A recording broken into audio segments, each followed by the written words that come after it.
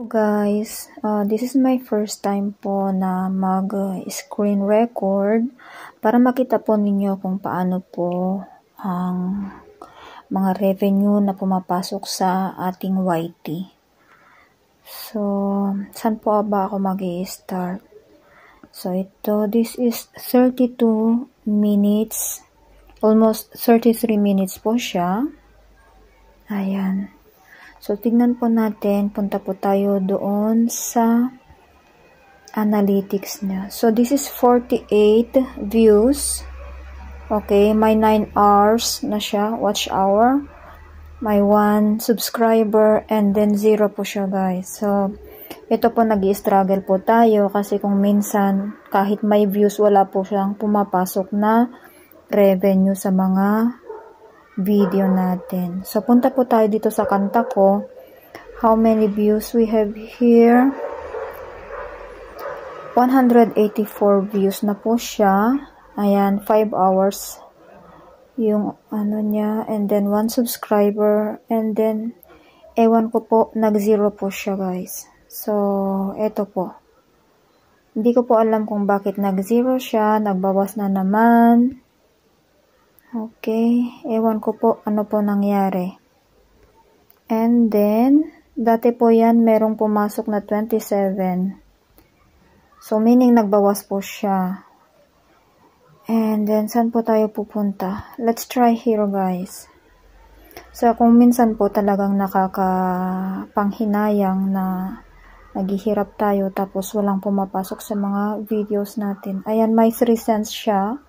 Pero normally, ano po yan? Ewan ko kung bakit bumaba po.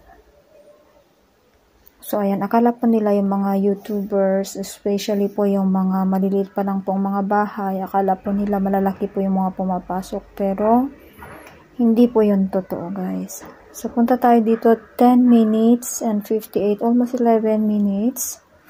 Ayan. Punta po tayo sa analytics niya. Ayan, guys. 4 hours lang ang pumasok. Ilang views ba yun? 55 views. So, tignan nyo po, guys. Yung almost 11 minutes na video, ang average lang po niya is 4 minutes and 23 seconds. Yan po. So, meaning to say, hindi po lahat ng nanonood, hindi lahat ng mga views natin, pinapanood po nila. Ayan. So, tignan ninyo, 4 hours lang ang pumasok. 0 subscribers and may 15 cents po tayong pumasok doon. So, ito po ang struggle ng isang YouTuber. So, ayan guys. Wait at ipakita ko kung bakit. Ewan ko po kung bakit walang pumapasok these days. Ayan, may 48 views po tayo. Tumataas pa rin. May 1 subscriber and then 0 po siya, guys. So, kung minsan nakaka-discourage din, pero ano pong magagawa natin? Ganyan po lang po talaga. Parang sugal lang po ang isang YouTuber. Ayan. Ito yung, ewan ko nga ba, kasi nung last na tiningnan ko po guys, ito, bigla siyang nawala. Actually, ito umabot po siya ng umabot na po siya ng 30 cents, mga ganon. Kasi, siya hindi naman po siya CPR, itong kanta kong ito. Wala naman po siyang CPR. Ewan ko nga po kung bakit, walang pumasok. Or binawasan. Kinain po lahat. So guys, ganyan po ang struggle ng isang YouTuber. Kala po nila, lahat ng views may pumapasok. Hindi po kasi karamihan po sa mga nanonood, hindi po kasi nila pinapanood ng full, kaya madalas po, ayun, nababawasan siya. Tingnan po natin ito, 1 minute na yung short video ko ng kanta kong Honest Song by John Denver. Ayan po siya. Tingnan natin kung ilan po yung pumasok. So, we have 158 views, 1.5 hour. We have 1 subscriber here. And at least you see this, guys. 25 cents po yung pumasok. While as yung baby ko nakanta ko, as in 0 po siya. Ewan ko kung bakit nabawasan. So, totoo po, guys, na nagbabawas po yung mga revenue natin. Hindi po natin maiwasan yan guys, kasi yung iba kasi ini-skip nila yung ads. Aside from that, yung iba kasi nanonood din ng ads, pero after ng ads kasi, hindi na nila pinapanood ng whole yung video. So, kumbaga invalid track po yun. Hindi po papasok ang revenue doon guys. So, ganito po ang struggle ng isang YouTuber. I hope, lang naman, konting tiyaga.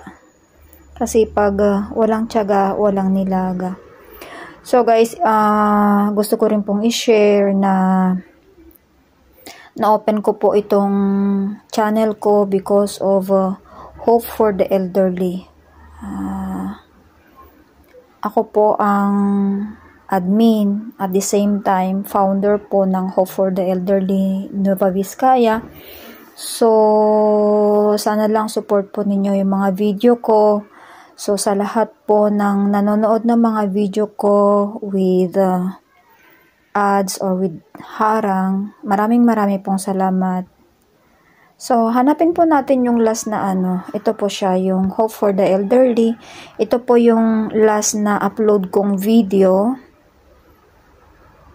Tingnan po natin yung analytics niya.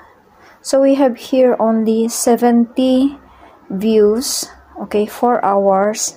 So, tingnan nyo guys, yung video wala pang 5 minutes. So, ayun, hindi po nila talaga pinapanood ng whole kasi 3 minutes and 23 lang yung average niya. And then we have 2 subscribers. Thank you so much. And then we have here 15 cents na pumasok. So, ayan.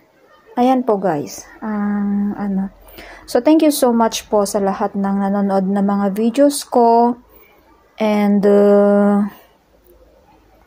yung first na sahod ko po pala nung August this year, gagamitin po namin yon para sa second year anniversary namin by November. And then may isa rin po tayong donor from Netherlands. Sabi niya dadagdagan daw po niya. And then yung isa rin po nating donor from Canada, magdadagdag din daw po siya.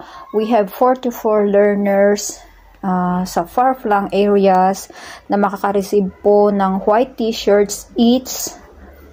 Tig-isang t-shirt po sila plus school materials. So hopefully magbibigay po kami siguro ng magkaroon po siguro kami ng feeding program, but as of this moment hindi ko pa po nakausap yung mga advocates namin kung itutuloy po namin yung feeding. But anyway, kahit juice man lang or biscuits para sa mga bata.